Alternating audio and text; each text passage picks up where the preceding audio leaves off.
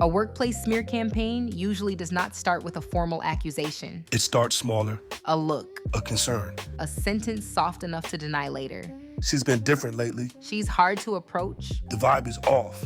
And once enough, people repeat the same vague feeling. The feeling starts acting like evidence. That is how the room prepares the replacement before anyone admits there is one. First, they change what people think happened. Then they change how people treat you. Then they change who gets access. The smear has already done its job. And by the time someone else is sitting in your chair, The smear has already done its job. I'm Darcy. And I'm Luke. She walked into her own meeting and found someone else sitting in her chair. Her chair, her meeting, her project folder. But this was not the moment she was replaced. This was the moment she realized the room had already agreed to it. That is the part people miss. The chair was not the theft. The chair was the receipt. Before the chair, there was translation. Silence became atmosphere. Before the chair, there was reframing. A boundary became coldness. Before the chair, there was collection. A coworker asked questions that sounded like concern and functioned like risk mapping. Before the chair, there was coaching. His behavior became her disruption. Before the chair, there was chorus. Cold, guarded, hard to read. The vibe is off. And before the chair became visible. The room had already moved without her. This is not a recap of office drama. This is a breakdown of 6 moves: Translation, reframing, collection, coaching, chorus, occupation, how she was replaced in pieces, and why the coworker got the chair. but not the power. The first trick. She didn't need evidence. She needed atmosphere. I just want the team to feel comfortable again. That's all we want.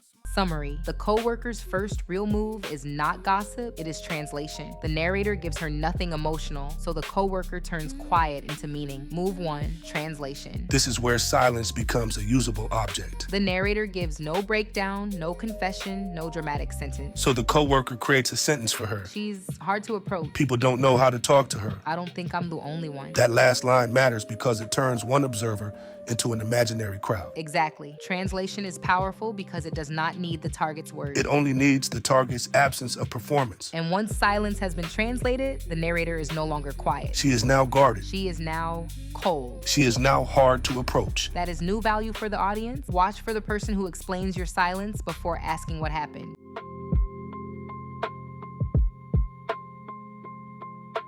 I thought we were good. We are professional. Professional? Yes. That sounds cold. Everything okay? Yeah, she's just in one of her moods. Summary: the boss's behavior disappears because the narrator's boundary becomes the story. Move 2, reframing. This is the boss's contribution to the ecosystem. He does not need to prove she did anything wrong. He just has to make her boundary feel socially wrong. When she says professional, he hears rejection. And then he gives the room its first label, cold. That label matters because it travels. Cold becomes guarded. Guarded becomes hard to approach. Hard to approach becomes team discomfort. And team discomfort becomes HR language. This is why the boss does not have to write the smear campaign. He only has to see the emotional interpretation. Then everyone else waters it like a sad little office plant. You don't have to run away. I'm walking. You always do that. Do what? Make me chase you. I'm not making you do anything. Hold on. No. Careful. What are you? Whoa. Let go. I've got you. Let go. Relax. You almost fell. Because you came up behind me. I saved you. Summary: the coworker's questions are framed as concern, but they are really mapping liability and exposure. Move 3, collection. This is where the coworker stops being a possible ally. She asks 4 types of questions. Who saw? What did you say? Will you report? Will it become formal? That is not comfort. That is exposure mapping. And this is new for the recap. Viewers should not only listen to whether someone sounds nice, They should ask what the question is trying to learn, because are you okay?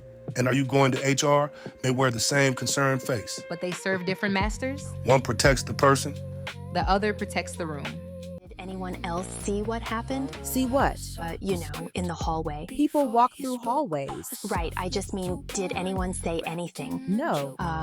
Did you say anything to him? I said I had a meeting. Okay, good. Good. Are you going to HR? Why? No reason. Are you planning to make it formal? Summary: the coworker teaches the narrator how the room wants the incident interpreted, not as the boss crossing a boundary, but as the narrator creating tension. Move 4 is not just the chorus yet. right? Before the chorus, there is coaching. coaching. This is the part the first recap underplayed. The coworker is not only collecting information, She is delivering the approved frame. and the approved frame is stop centering what he did. Center how everyone feels about your response. That is why how it landed is such a slippery phrase, It moves the issue from conduct to impact. and not his impact on her. Her impact on the team. So the injured party gets replaced too, Yes, the team becomes the victim. and the narrator becomes the disruption. No one said my name. That was how I knew I had already been discussed. Same glass of walls, new alibis. Oh, when the faces freeze and the floor goes still.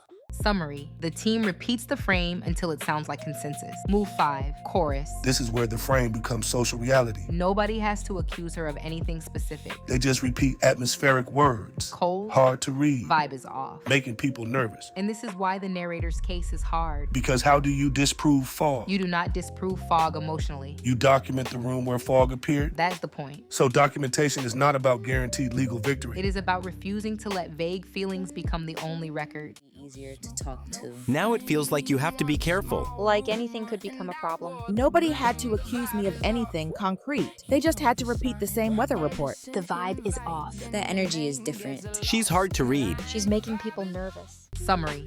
The co-worker's help becomes access. Access becomes role capture.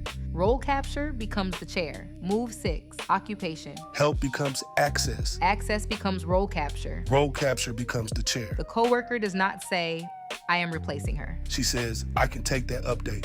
She says, I didn't want to overload you. She says, I'm helping the team. And leadership here's initiative. But the narrator sees inventory. That is the difference between watching the act and reading the function. The act is help. The function is replacement. The way they stare, the vibe is off. The vibe is off. Oh, the vibe is off. Oh, I can hear it. I'm available. Oh, I didn't want to overload you. You didn't ask. I was trying to help Help who? the team. She started answering questions I used to handle. Leadership called it initiative. I called it inventory. This is why the recap matters. Because the pathway makes the viewer feel the replacement. But the recap names the sequence. Translation, Reframing. collection, Coaching. chorus. Occupation. The coworker did not win because she was better. She won because she became more useful to the room's denial. That is the actual pattern.